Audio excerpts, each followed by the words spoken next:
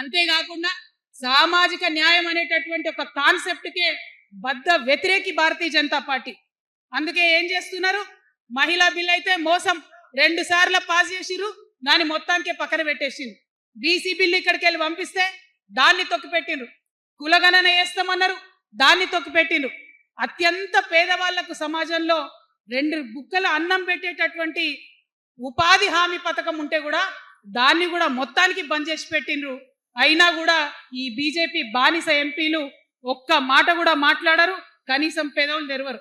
నేను ఇవాళ బీజేపీ ఎంపీలను డిమాండ్ చేస్తున్నా, సవాల్ చేస్తా ఉన్నా, మీరు తెలంగాణ తల్లి బిడ్డలైతే కనీసం భద్రాచలం దగ్గర ఒక 5 గ్రామాలు ఉన్నాయా, ఆంధ్రాలకు పోయినాయి.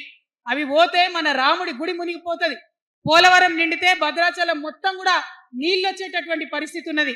మీకేమన్నా సిగ్గు ఎగ్గు ఉంటే తెలంగాణ తల్లి బిడ్డలైతే 8 మంది బీజేపీ తెలంగాణ ఎంపీలను ఛాలెంజ్ చేసి అడుగుతా ఉన్నా, ఆ 5 గ్రామాలను మీరు వాపస్ తెలంగాణకు పట్టుకరండి.